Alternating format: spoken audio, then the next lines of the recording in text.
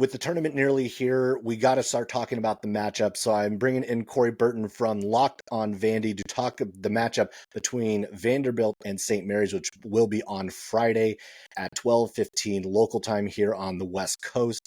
Corey, how you doing? And how are you just initially feelings of being back in the tournament with this Commodore squad?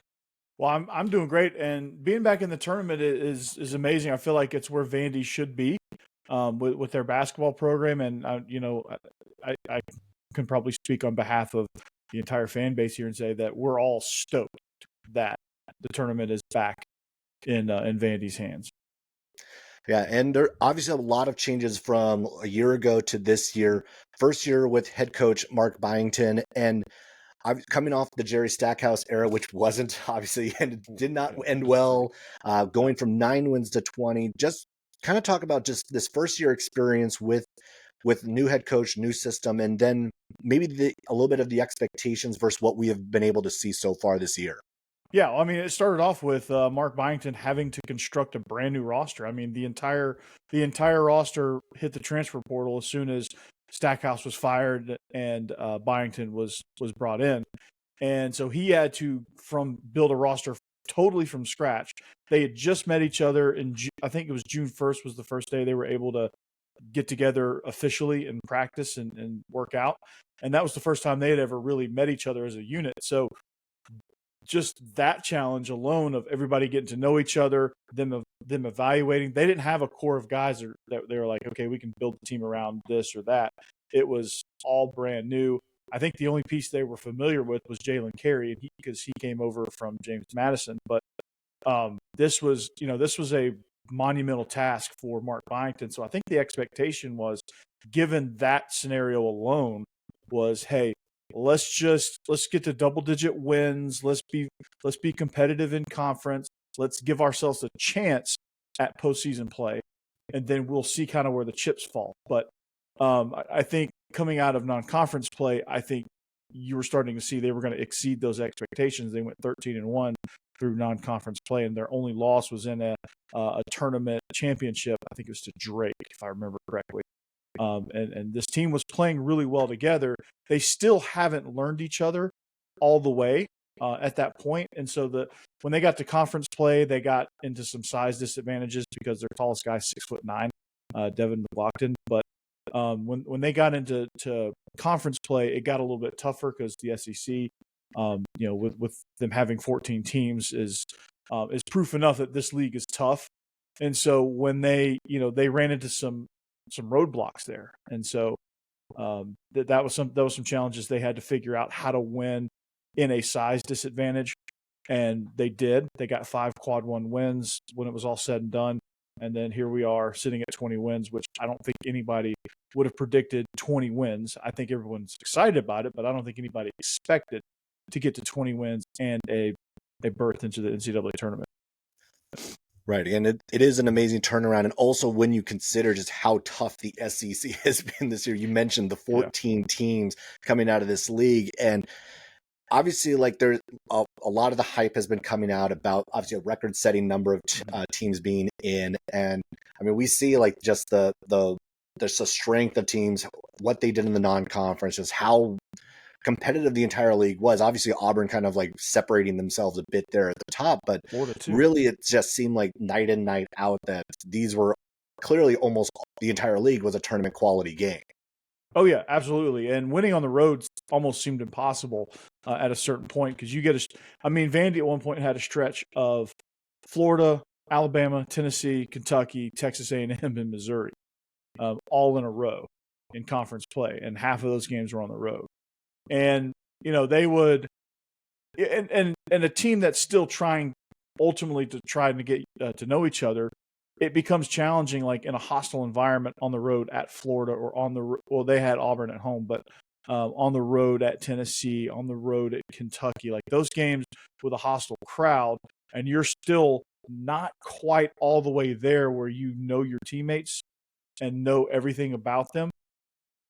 Those games get tough because the communication breaks down and turnovers happen and things like that. So those have been the challenges within the league as far as Vandy goes. They're plenty talented enough, and they can get to the basket. They can defend. They can hang with a lot of teams rebounding wise, given their lack of size. But they've just kind of had to figure that out. And sometimes they learn the hard way, and sometimes they figure it out and they get the wins. Yeah, looking at just some of the stats and what you could see from Vandy, averaging nearly 80 points a game. But the one that almost kind of I look at a lot of the times is that turnover number. And this is a team in Vandy, a little over 10 turnovers a game, very good at taking care of the basketball. Mm-hmm. Just kind of talk about just the style of play that we should expect to see from this Vandy squad. And then maybe some of the guys who are some of the keys. You mentioned Devin McLaughlin already. Jason Edwards is another name that kind of jumped out at me, just kind of skimming through. What are we going to see? And who are maybe some of the guys to watch on this squad? Okay, so style of play wise, you're going to see a team that they've become very disciplined as far as, and when it seems odd because they have these undisciplined moments that lead to the other team being able to get on runs. But when they're playing, I guess when they're playing at their peak, they're a team that can move the ball around. They can create chances at the rim. And Jason Edwards, the name you threw out there, he is the scorer. He's the guy that you get the ball at the top of the key. He loses you in a phone booth, and next thing you know, he's at the rim, laying the ball up and getting fouled. Tyler Nickel has become quite the shooter from behind the arc. He's kind of just a gritty 6'7", forward guard combo guy that can shoot. And when he gets in a rhythm, he's dangerous. Against Ole Miss, they got out to a 19-point lead in the first half because Tyler Nichols, he hit 4 threes in a row, and they were able to start building some momentum. So they're a team that kind of, once they get the ball rolling, they can start creating turnovers on the defensive end of the floor, and that's when they start running, was when they create turnovers. And that's kind of where their confidence is at an all-time high, when they start getting turnovers and they can, get the ball to Chris Mannion, who's kind of one of their defensive stoppers, and he can get to the rim too. He's not quite as good of a scorer as Jason Edwards, which is no indictment on Chris, but Edwards is the scorer. Tyler Nickel is the 3-point shooter, and everybody else kind of gets their shots in around that too. And this team's very constructed very well to be able to hit you in many different areas. They just need a little bit more of that, but that's the style of play, that they're going to create shots, they're going to create turnovers and capitalize off of those. And if they can somehow, with your twin towers, get some rebounds, that could also help them push that needle a little bit. But I'm going to ask the question back at you as well. What can Vanderbilt expect from St. Mary's in this contest? How is St. Mary's going to attack this Commodore team? Yeah, St. Mary's is one of the slower paced teams on all of college basketball. This is a squad that is very comfortable playing in the 50s and 60s, and they are going to use every last second of that shot clock. And that's kind of been the formula of the last, I would say, 6-7 years of St. Mary's basketball. They're going to try to work inside out. Very good point guard in Augustus Marshallonis, and he's not going to have the flashiest of numbers, but he is very smart. He knows where the spots are, and he's a pretty strong point guard, 6'3". He's going to get to his spots. He knows how to get to where he wants to go. You mentioned the Twin Towers. So Mitchell Saxon is the starting center. He's the back-to-back Defensive Player of the Year in the WCC. Great offensive rebounder, really good in post defense. And he is someone who continues I kind of look back a few years ago when he was still learning how to play the position, and he was guarding the likes of Chet Holmgren and actually really held his own back then. So this is a guy who's always kind of had it on the defensive side. He's okay on the offensive end. He is the liability at the free throw line. He's somewhere right around the 53-54% mark. So St. Mary's is not a great free throw shooting team overall. So that's one to look at.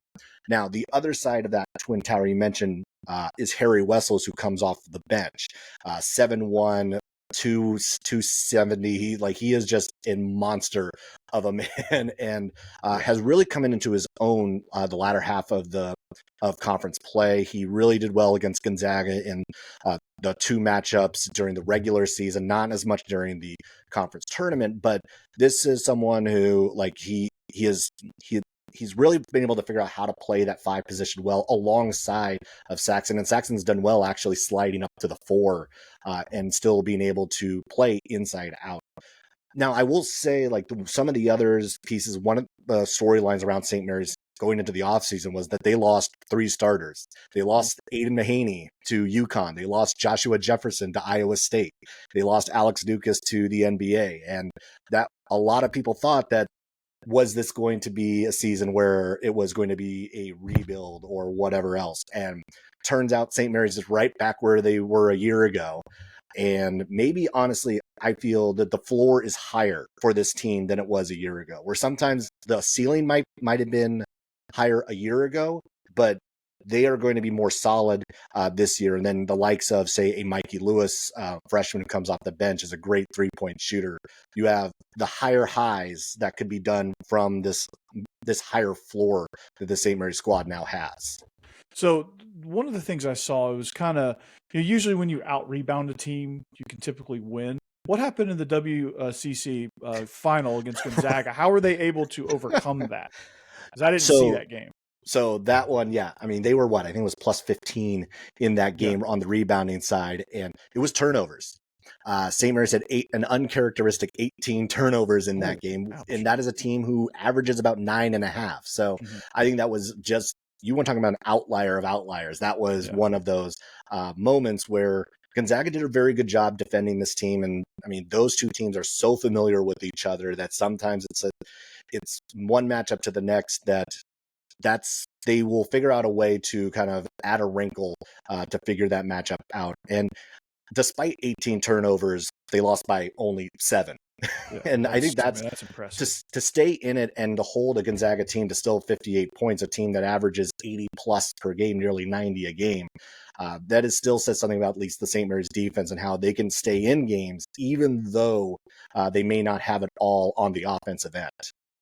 Oh, absolutely. And that's impressive as far as discipline goes, that they were able to just stay in it when they're turning the ball over. Because I know what's gotten Vandy in trouble, and Vandy's on the right now in the middle of a 3-game skid.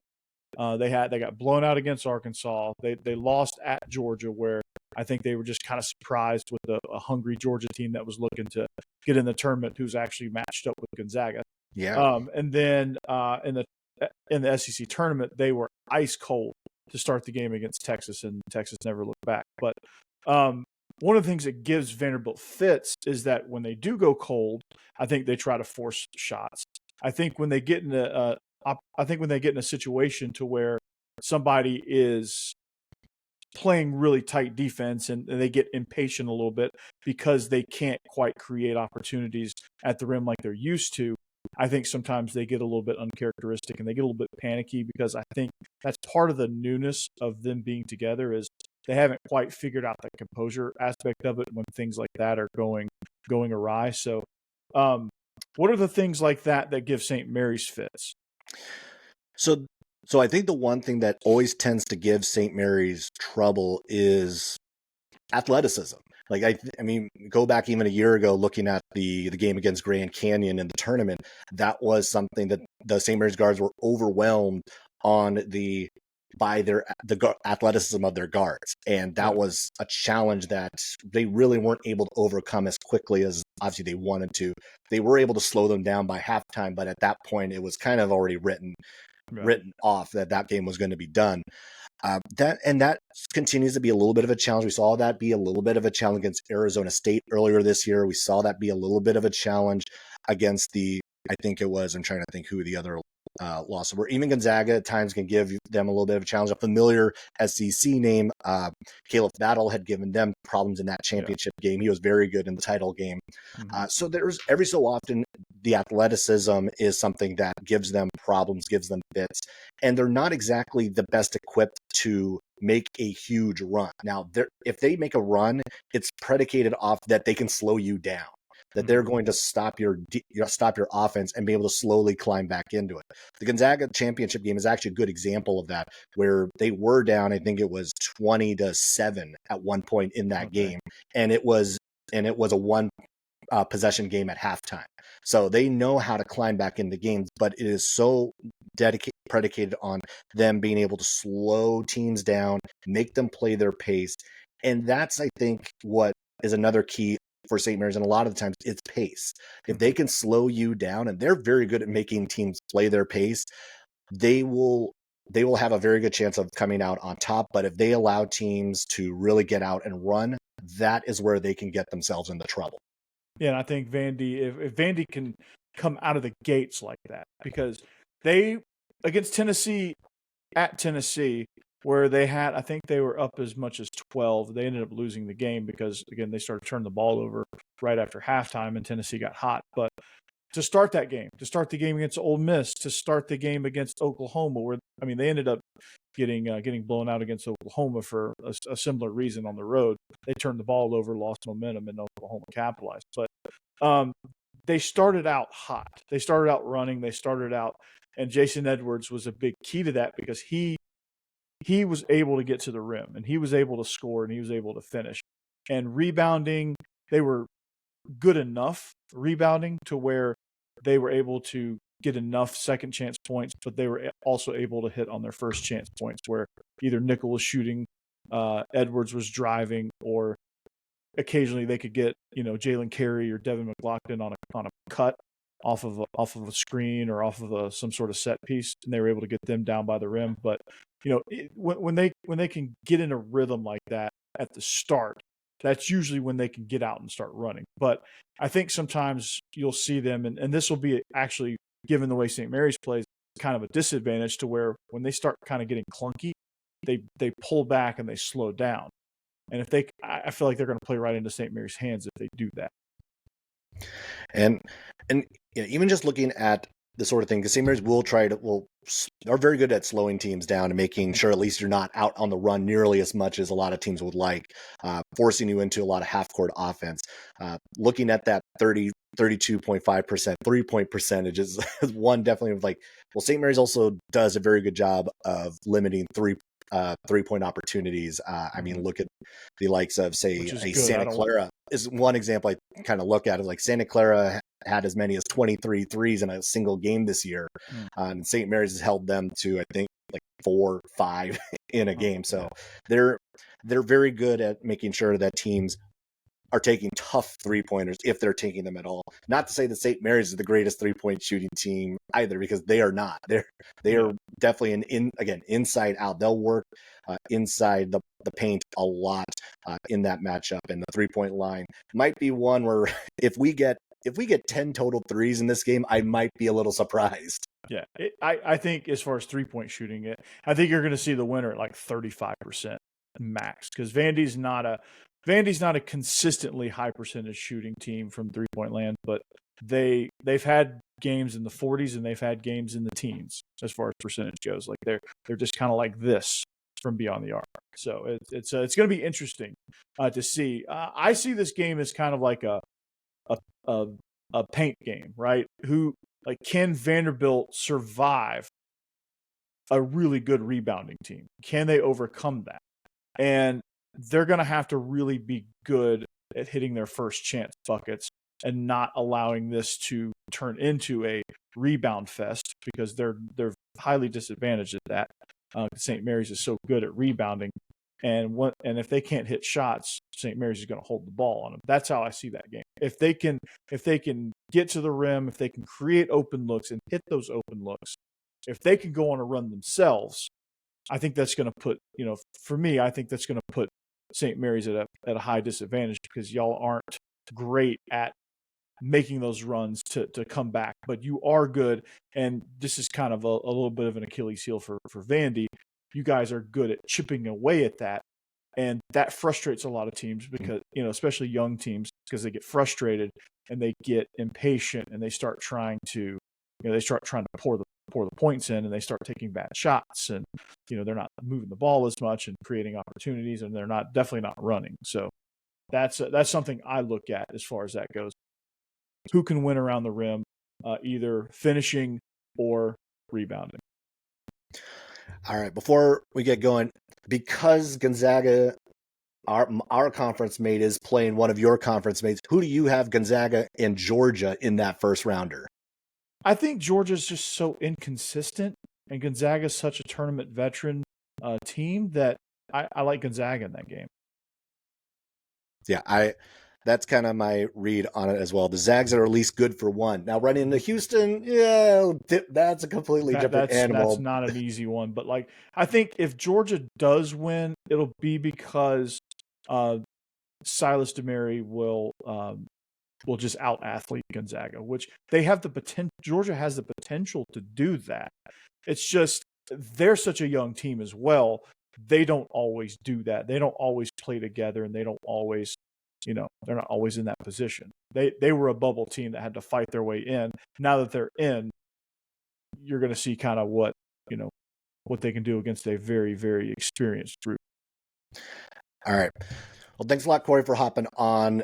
Great chatting with you. Vandy and St. Mary's play on Friday, again, 12:15 Pacific, 2:15 Central. So that starts the midday slate for March Madness.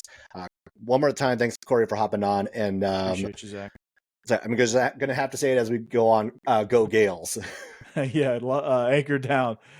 Thanks for having me, Zach. It's been a pleasure, man. It's been fun, and good luck to you guys. And whoever wins this game, I hope goes on a run. The winner of this game gets Bama. So we got our work cut out for us, right? Exactly. Either one of us got our work cut out for us. Thanks a lot.